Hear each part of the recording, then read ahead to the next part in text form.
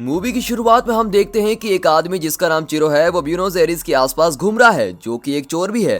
जब उसकी नजर एक कार पर जाती है जो उसकी पसंद की है तो वो उसको खोलकर उसके अंदर चला जाता है और कार का रेडियो चोरी कर लेता है। यहाँ उसको रेवन के सनग्लासेस भी मिलते हैं और उसको पॉकेट में डाल देता है। फाइनली उसको ये फील होता है कि अब उसका काम खत्म हो गया है और इसीलिए वो कार से बाहर जाने लगता है, लेकिन कार का दरवाजा नहीं खुलता और वो बाकी 3 दरवाजे खोलने की कोशिश करता है, लेकिन वो भी नहीं खुलते। अब उसके पास कोई चॉइस ही नहीं बची, इसीलिए वो कार की बैक सीट के पास जाकर कार के ट्रंक से निकलने की कोशिश करता है, लेकिन वो उसमें भी फेल हो जाता है। जब उससे कुछ नहीं होता तो वो घबराने लगता है और कार की विंडो को तोड़ने की कोशिश करता है, लेकिन उसको कुछ हासिल नहीं होता। वो इन सब से हार नहीं मानता और कार के डोर के इनर पार्ट को डिसमेंटल करने की कोशिश करता है और अपना हाथ उसके अंदर डालता है, जिसकी वजह से उसका हाथ बुरी तरह घायल हो जाता है, लेकिन डोर ओपन नहीं होता।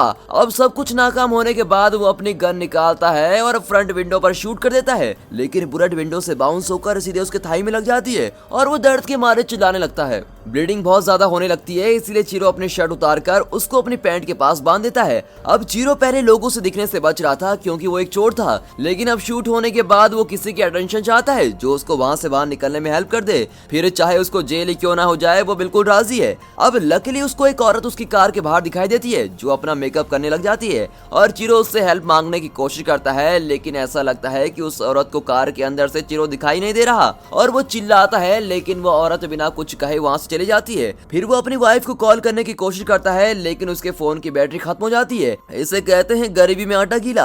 अब कुछ घंटे गुजर जाते हैं और चिरो सो जाता है। अगले दिन चिरो उठता है और उसको बहुत प्यास लगी होती है। वो पानी ढूंढता है, लेकिन बाद में कार की विंडो पर पड़ी हुई फॉग को चाटने लग जाता है और बाद में वो बैग से रेडियो निकालता है जो उसने चोरी किया हुआ था और उसको दोबारा कार में फिक्स करके रेडियो चला लेता है। रेडियो में उसका फेवरेट गाना बजता है जिसको सुनकर वो थोड़ा रिलैक्स फील करता है और अपनी सारी प्रॉब्लम्स भूल जाता है और ये सॉन्ग सुन के उसको थोड़ा मोटिवेशन मिलती है और वो फिर से डोर ओपन करने की कोशिश करता है। वो बार बार कार के डोर को किसी टूल से मारता है। अब कार के रेडियो पर कॉल आती है। चिरो कॉल का आंसर करता है और उस साइड से एक आदमी बोलता है। वो आदमी खुद को इंट्रोड्यूस करता है और अपना नाम डॉक्टर एनरिक फरारी बताता है और चिरो को उसकी कार में वेलकम करता है। एनरिक बोलता है कि वो इस एसयूवी का मालिक है और इससे पहले इसकी 28 कारें चोरी हो चुकी हैं और ये 29वीं कार है जिसको चिरो चोरी करने की कोशिश कर रहा है। अब चिरो ये सब सुनकर गुस्सा करता है और उसको फ्री करने को कहता है, लेकिन एनरिक उसको चुप होने का बोलता है और उसको बताता है कि वो अपनी कार को 4x4 कहेगा जिसमें एक अलार्म बजेगा और उसके फोन से कनेक्ट हो जाएगा और वो कार के सारे डोर अनलॉक और लॉक कर सकता है।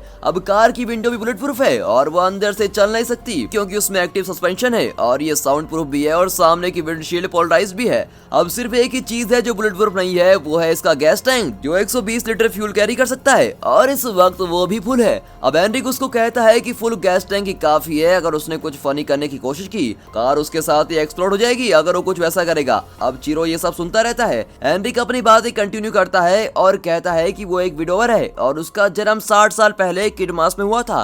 वो कहता है कि उसका बचपन नॉर्मल गुजरा जैसे एक मिडिल क्लास फैमिली में होता है। उसके घर के दरवाजे कभी बंद नहीं होते थे। एनरिक बताता है कि उसकी प्रेजेंट लाइफ इतनी बुरी स्टेज में है कि वो अपनी उस जिंदगी को याद करता है जब वो बच्चा था और वो चिरो से पूछता है कि वो क्या करेगा अगर उसका बेटा चोरी करता है। वो एनरिक को पुलिस के पास कंप्लेंट करने की धमकी देता है। फिर चिरो एनरिक को ऑर्डर करता है कि उसको रिलीज कर दे वरना वो उसको और उसकी फैमिली को मार देगा। अब इससे पहले कि चिरो अपनी बात बोल पाता कॉल कट हो जाती है। उसके बाद एनरिक एसी को लोवेस्ट टेम्परेचर में कर देता है ताकि वो चोर को टॉर्चर कर सके। अब चिरो एसी को ऑफ करने की कोशिश करता है लेकिन उससे होता ही नहीं। अब चिरो को ठंड लगती है तो वो अपनी शर्ट को अपनी चोट से हटाकर फिर पहन लेता है और अपनी जीन्स को फाड़ कर अपनी चोट में बांध देता है। अब चोर को अच्छे टाइम तक टॉर्चर करने के बाद वो उसको दोबारा कॉल करता है और उससे दोबारा वही सवाल पूछता है कि वो क्या करेगा अगर उसका बेटा चोरी करेगा। अब एनरिक उसको बोलता है कि अगर तुमने इसका सही जवाब दिया तो वो उसको पानी देगा। अब चिरो क्वेश्चन का आंसर देता है लेकिन एनरिक उससे सेटिस्फाई नहीं होता। चिरो उससे रिक्वेस्ट करता है कि वो ये भी बोलना बंद कर देगा कि वो अपना लेसन समझ चुका है, लेकिन एनरिक लापरवाह होकर उसको एक इंसिडेंट के बारे में बताता है। वो कहता है कि लास्ट 2 दिसंबर को एक आदमी उसकी बेटी के घर में घुस गया था जब वो कार पार्क कर रही थी। अब एनरिक ने उसको इस सिचुएशन के लिए ट्रेन किया होता है। वो उनसे आई कांटेक्ट नहीं बनाती और उनको देने के लिए पैसे तैयार रखती है।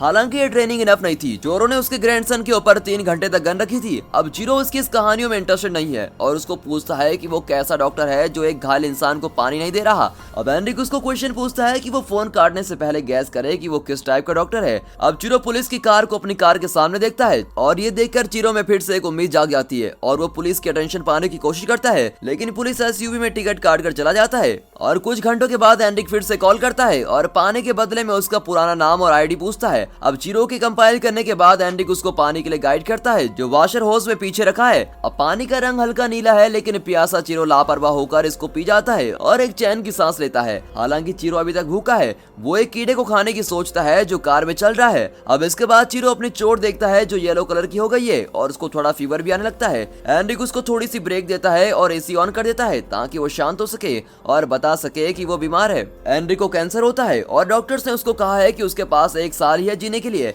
एनरिक लगातार चिरो को टॉर्चर करता रहता है। चिरो अपने कपड़े उतार देता है और देखता है कि उसकी बॉडी येलो पड़ गई है। थोड़ी देर बाद चिरो कार मैनुअल देखता है ताकि उसको कहीं से निकलने का रास्ता मिले, लेकिन वो उसके पेजेस खाने लग जाता है। अब चिरो अपने लोएस्ट पॉइंट में है और वो एक कंटेनर में टॉयलेट करता है और अपनी प्यास बुझाने के लिए उसी को पी लेता है। अचानक से चिरो के लिए चीजें बदलने लग जाती हैं जब एक चोर एसयूवी के अंदर घुसने की कोशिश करता है, लेकिन आसपास के लोग उसको पकड़ लेते हैं और मारने लगते हैं और उसको पुलिस को दे देते हैं। अब जैसे ही रात होती है तो उसकी प्यास और भूख और बढ़ जाती है। वो नोटिस करता है कि कैसे कुछ कम लोगों के पास इतनी ज्यादा चीजें हैं जो वो सबको दे सकते हैं ताकि सब एंजॉय कर सके। और वो कहता है कि पूरी दुनिया गरीब लोगों से भरी पड़ी है जिन पर लॉज लगाए जाते हैं जो अमीर लोगों ने बनाए हैं, जो अमीर लोग फॉलो नहीं करते। वो ये भी बताता है कि वो चोर क्यों बन गया जैसे उसके फादर और ग्रैंडफादर थे। अब एक दिन एनरिक उसको दोबारा कॉल करता है और उसके लिए न्यूज़पेपर पढ़ता है और उसको कहता है कि वो आज अच्छे मूड में है, इसीलिए वो उसको हिडन चॉकलेट के बारे में बताना चाहेगा जो ब्रेक्स के पीछे रखी हुई है। पूरा दिन रेस्ट करके और लोगों को देखते हुए निकलने के बाद वो फिर से डोर पर स्ट्राइक करता है और उसको ओपन करने की कोशिश करता है जिससे डोर का मेटल पार्ट निकल जाए। वो किसी तरह कार के डोर में एक होल कर देता है और उस छोटे से होल से चिल्लाने की कोशिश करता है ताकि लोगों की अटेंशन पा सके, लेकिन कुछ भी नहीं होता।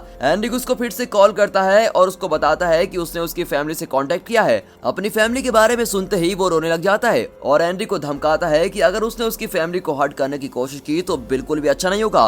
वो उससे पूछता है कि उसने ऐसा क्या किया जिसकी वजह से वो सब कुछ उसके साथ कर रहा है। हालांकि एनरिक रुकता नहीं और उसका क्रिमिनल रिकॉर्ड रख देता है। वो उसको बताता है कि उसने एक आदमी को मारा है, लेकिन वो मना कर देता है। चिरो उसको बताता है कि वो एक सेल्डो ब्रदर के घर बैरेक्स में उसको लूटने के लिए गए थे, लेकिन जब उन्होंने फाइट करने की कोशिश की तब चिरो ने उसको गोली मार दी। एनरिक उसको एक ओल्ड बस ड्राइवर के बारे में बताता है जिसको उसने मारा होता है। हालांकि चिरो इन सब की रिस्पॉन्सिबिलिटीज नहीं लेता और ये सब ब्लेम मानता है। वो बताता है कि बस ड्राइवर पैसेंजर को लूटने नहीं दे रहा था और उसने गलती की थी, लेकिन उसकी सजा उसको मिल चुकी है। और बाद में चिरो अपना फोन सोलर लाइट से चार्ज करता है और अपनी वाइफ को कॉल करता है, लेकिन वो सीधे वॉइस मेल में चले जाती है। वॉइस मेल में सारी बातें अपनी वाइफ को बताता है और उससे माफी मांगता है। आगे हम देखते हैं कि चिरो स्टार्ट बटन के साथ खेलता है और वो कार स्टार्ट हो जाती है बिना किसी की के। उसको कुछ टाइम पास करने के बाद वो सीट बेल्ट लगाता है और कार को रिवर्स में डालता है। अब गियर रिवर्स मोड में ही अटक जाता है और वो कार की स्पीड बढ़ाता है और लोगों की अटेंशन पाने के लिए वो कार को पोल से टकरा देता है। लकीली एयरबैग्स एक्टिव हो जाते हैं और उसको कोई हार्म नहीं होता। अब चिरो फाइनली वो कार विंडो को किक करता है और वहां से निकल जाता है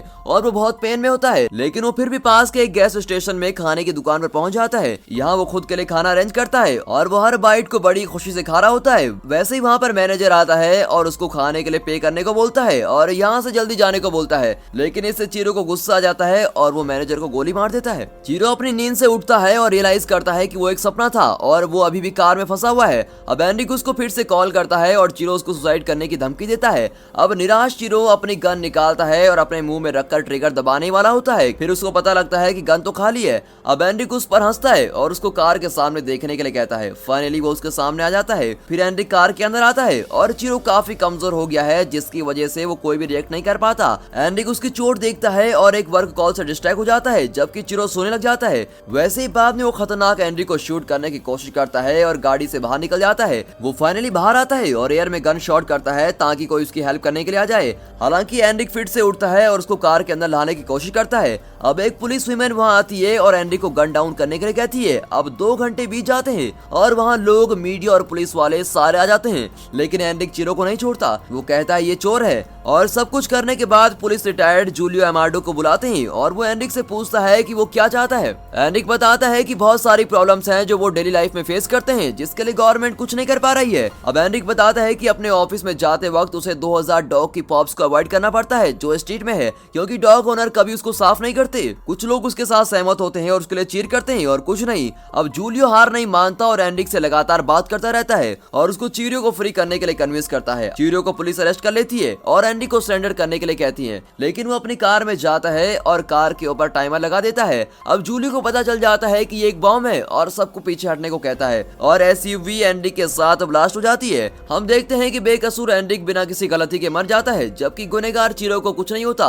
और दोस्तों, आपको ये मूवी देखकर कैसा लगा? एनरिक ने सही किया या गलत? आप एनरिक की जगह होते तो क्या करते? गाइस कमेंट्स में जरूर बताइएगा। और अगर ये वीडियो पसंद आ गई हो तो वीडियो को एक लाइक और चैनल को सब्सक्राइब अभी करें। And finally thanks for watching.